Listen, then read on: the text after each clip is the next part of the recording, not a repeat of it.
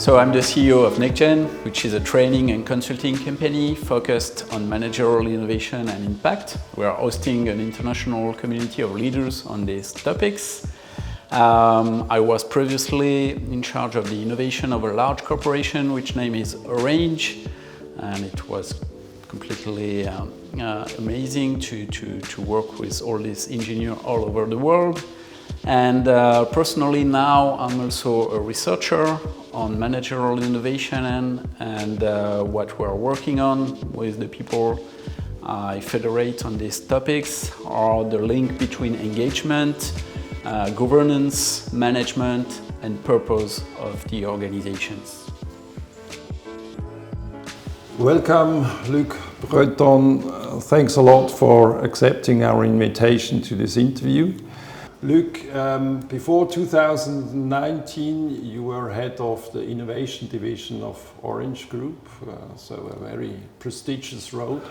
What made you decide to leave this company?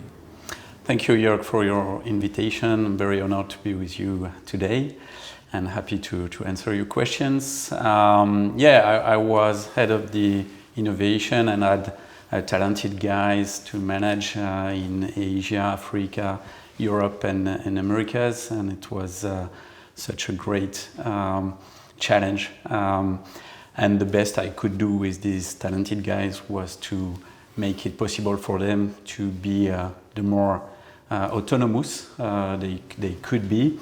I did that for almost 7 years, so it was a long time for such a responsibility. And I had to imagine the next step. And because I spent 22 years of my life in this group, so a great loyalty to this fantastic Orange Group, I had to make a great decision. Either I will finish my career here or do something else. And there was something in my mind that was super important. Capitalizing on this almost 20 years of management was the managerial innovation. And what I wanted to do is to focus on that and to help peers, managers like I was, with operational or corporate teams to improve their way to engage the people and to be more effective.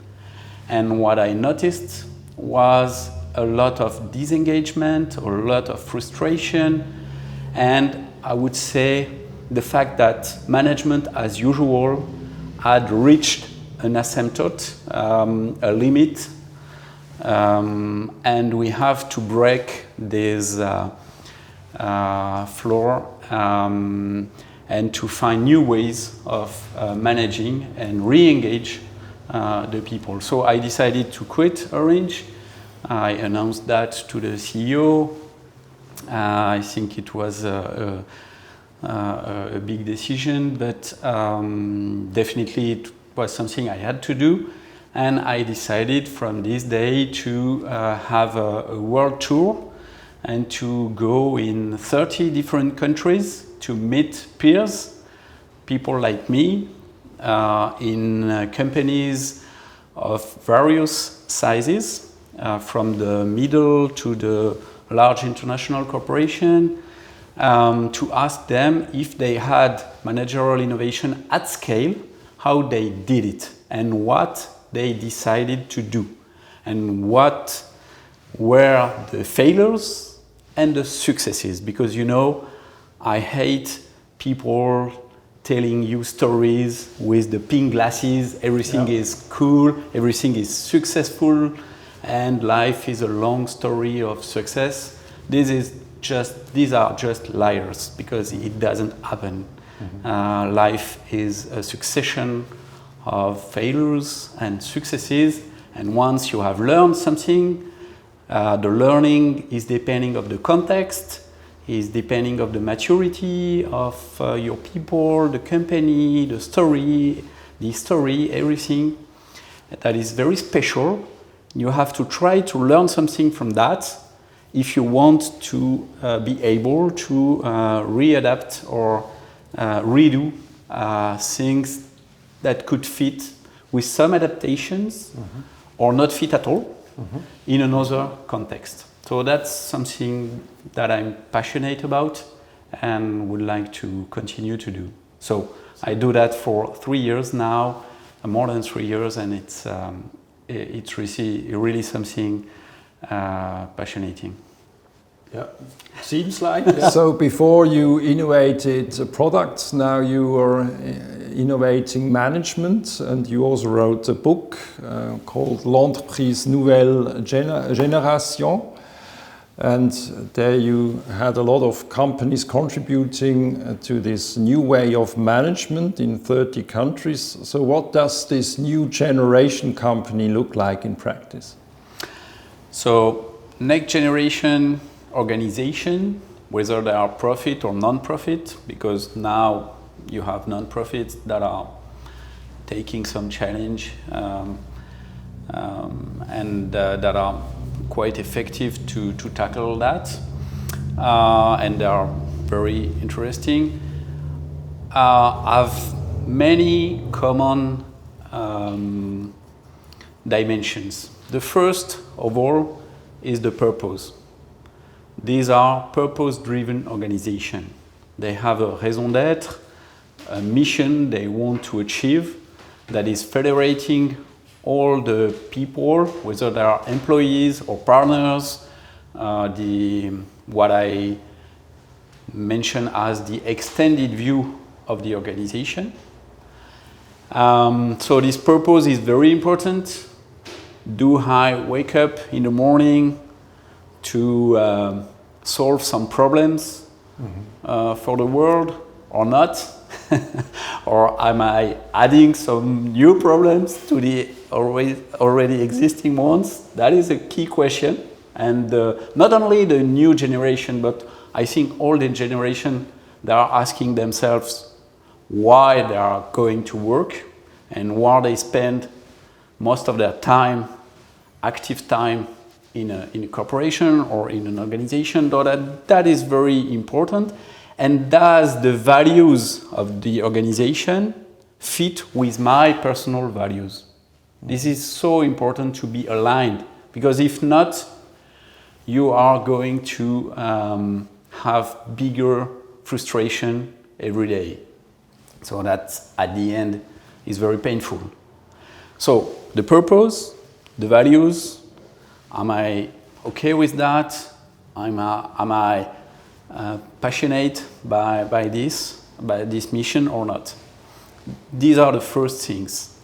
And then once you're okay with the purpose and the values, probably you would like to have a mission in which your contribution allows you to have autonomy, responsibility, because everyone, you, Jörg, myself, everyone has a lot of creativity potential. And if you want to express your potential, you need a perimeter in which your responsibilities are clear and you could be autonomous and make your own decision.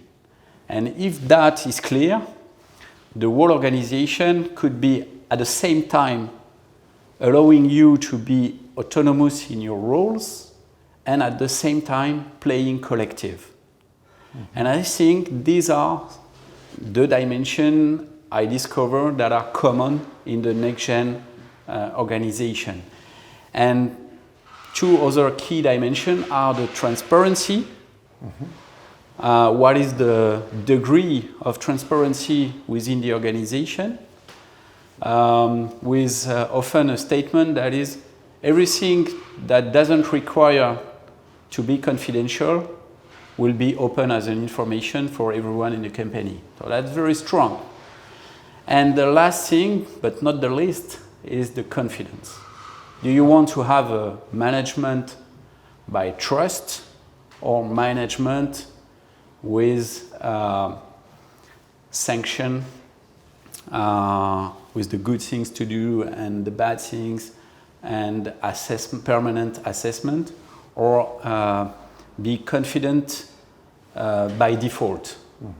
And the trust by default is a very important sign of NextGen organizations.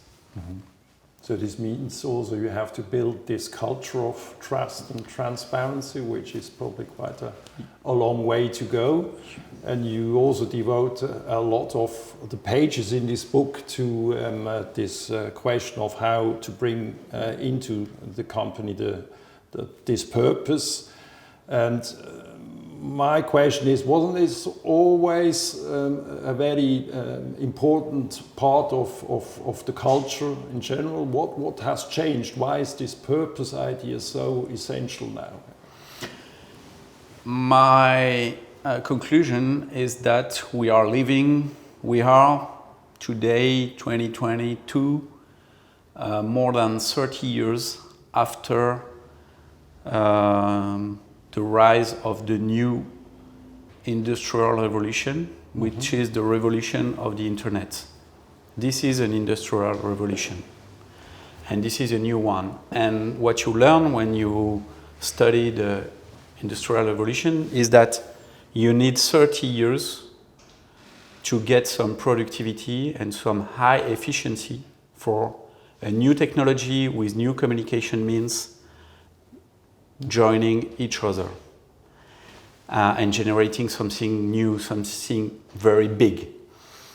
And what internet has put on the table is that all the information that was in the past related to your level of power in an organization, level of responsibility in a given organization, is that today information is available for everyone and is abundant. And if you want any information, you will probably, at low cost, at very low cost, at marginal cost, get it.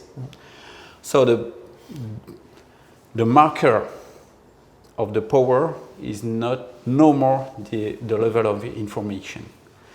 And when you have that in mind, you understand that now everything is sooner or later known and transparent. So you have to find other way to organize the hierarchy. And I think we are shifting from a hierarchy of subordination, of person. A person is responsible for a team, and each person in each team is responsible or not for another team, and so on. These personal hierarchy subordination links are obsolete. And we are shifting from this hierarchy of person to a hierarchy of teams, which means that you are not responsible, no more responsible in NextGen organization for a given manager, but much more for your team and other teams that have a relation of customer and provider. And you understand in that new paradigm, new context, that transparency, information flows are much more shared in the organization, and that the objective is to work for a team instead of working for a person or for an individual manager. And the position of the manager is shifting at the same time from I am above my team and from I am in support of my team. So we speak about servant leader, care leadership, and shared leadership. And the manager is shifting from I am managing. Management is a French term, and the etymology of management is learning the horses to walk or to run. So this is completely archaic. I mean, this was the picture of the last industrial revolution, the one of the 20th century. But now, in the information world we live in, the manager should be much more someone that is the link between the purpose we spoke earlier of the company and the purpose of the team, making this link, be sure everything is aligned, explaining the team why it is important to share the values, the purpose, and the mission of the global organization, and be sure everything is aligned. You have method to do that. One that is well known is OKR, Objective and Key Results, that is very famous today. And the last key responsibility of the leader is to help the people develop themselves and be in charge. So develop much more an intrapreneur culture than execute orders coming from my manager. Okay. And this is a gigantic shift in terms, like you said, of cultures, of value, of relationship. People within an organization should have the principle of equity, equivalence in mind. It's not because I'm the manager of someone that I am superior to this guy. I have a specific role, but this guy has probably cognitive capacities that are incredible, and my role as a manager, as a leader, is to be sure that the organization can provide the right context so that each people within the organization can express himself or herself the best way at his full potential. And I think when the link is execute orders, you probably use in bracket, I would say 40, in the best case 50% of the capacities of your people. And by shifting from above to the support situation and trying to express this collective intelligence that is unbeatable in matter of effectiveness and efficiency, you probably can go to 70-80% of the potential of each person within the team. And there are a lot of research papers coming from the MIT, Cornell University in France, from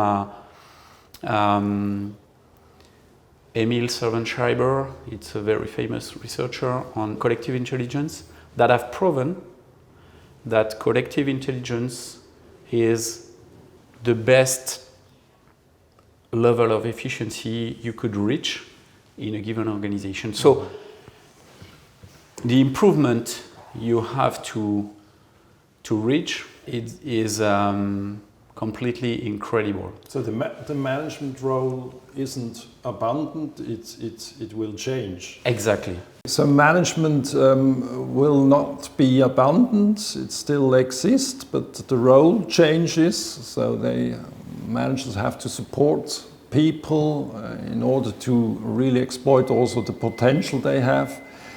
And what I'm interested now in to understand, if we have now a management team that really wants to transform, how they actually go about this whole transformation. How would you advise them?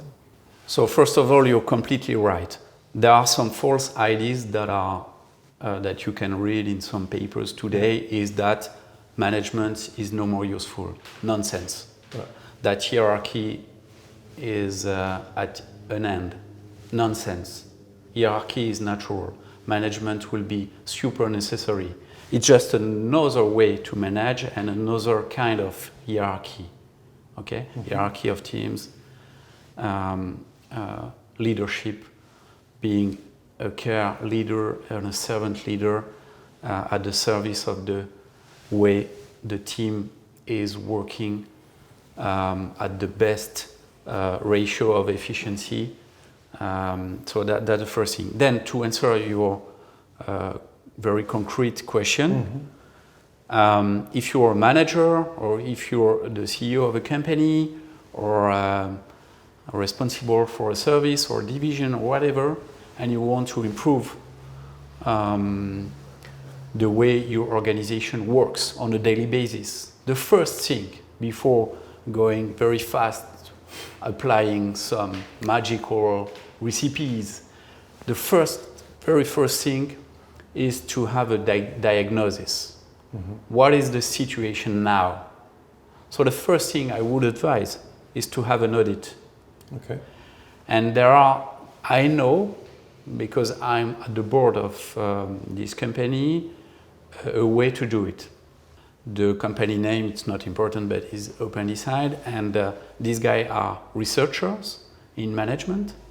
I work with them, and they ask me to join the board, and they establish, based on the works of Graham and Oldham, which are American researchers, on the link between engagement, management, and efficiency at work. They began their work in 1975, so it's a long, time. These matters have been under the research scope. And what did OpenDecide is a survey based on 258 questions. It takes less than 20 minutes to answer these questions. Okay. You have proposal, and you should, on a 7-level gradient, choose what it best fits with the situation you observe or you aspire at. This allows you, by aggregating and making anonymous the result for a team, to have this diagnosis. And this diagnosis gives you the result for the team, and the manager is assessed separately. Okay.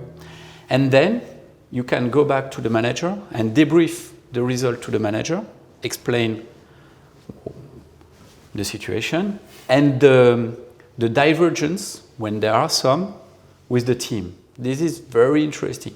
And within the result of the team, we have the variance. So we know if the way the team is answering is convergent or divergent. This is very interesting. And the gap with the manager evaluation.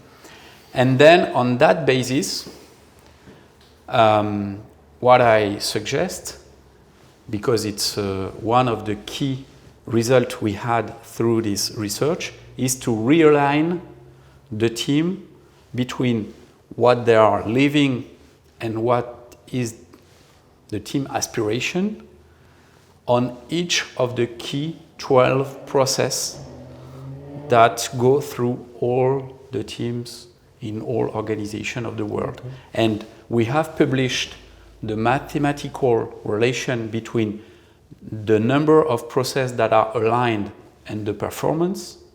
This is public. We published that 3 years ago. And at the time we speak, 1,300 teams have been assessed through this method. And the results are very strong. So, there's data around to really prove that this way, exactly, how to move forward really makes sense, and also yeah, increases performance of the companies. Yeah, performance and engagement. Yeah. So this is the alignment on the key processes. Yeah. And the second thing you get is the level of performance on 35 criteria, okay, KPI if you want, on these processes. So it's very fine, very precise. And you can then, on the basis of this diagnosis, decide collectively with the team what is the action plan they, and not me, they want to engage, okay, in order to improve. And then in a quarter or 2 or 4 or 5 months, you can redo the audit and look at the improvement you have made, and you measure it.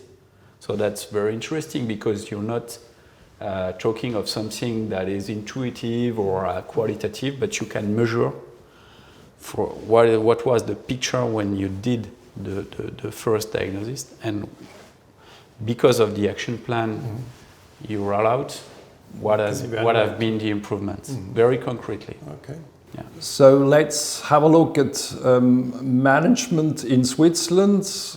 When you look at management in Switzerland, how do you perceive how management works in Switzerland? You should know that I co-founded the NextGen Enterprise Summit, which is an international event focused on managerial innovation and impact, with a Swiss lady, a Swiss people, which name is Susanne Ebischer. She is deputy, she has political responsibility in Switzerland, in Freiburg. So I know a bit about what is happening in Switzerland, and to be honest, I'm very impressed, really. Because I think Swiss people, they are very used for centuries because of the political institution you have that are used to decentralized authority, subsidiarity at the maximum, to decide collectively at the right level of the institution to have the right decision. So that is completely bright. And this is something that is unknown in France, because as you know, we are super centralized, and this is a real difficulty today, because the world in which we live now requires decentralization at the maximum, subsidiarity at the maximum, and people who are doing things should be able to decide for what they are doing, because they know better than the manager or the chief executive what they have to do. That sounds so obvious, and in a volatile, super complex, ambiguous world, and super fast, innovative world, you have to use this way of deciding and this kind of governance. So I think Switzerland, from this way, is a super modern country because of the institution. And I think the number of companies I met in all Switzerland, whether it is at Zurich, Lausanne, everywhere, that are engaged in the shared governance leadership, are very numerous in proportion of the total. Okay. So I would say Switzerland is probably one of the most, if not the most advanced country in the world for what I'm looking for what I'm studying. So that's a natural place to have our next summit, the NextGen Enterprise Summit, and we will do it in partnership with Roche in Basel in November, 17th and 18th of November. And the title of the summit will be Shared Leadership in Action, Agility at Scale. Why? Because during when I write this book, and with the 250 leaders I met in 30 different countries, we spoke at the beginning of this interview about the common principle or the common values we found. Another thing that struck me was the difficulty to scale this new kind of management, this new kind of governance. This is not easy. This is difficult. You have to iterate. You have to learn a lot from comparable companies, from peers. And this is not written in any book. A bit in this one, and I remain very modest because it's difficult. That's something that we are inventing and that the practitioners are inventing every day in their organization. But it's very difficult.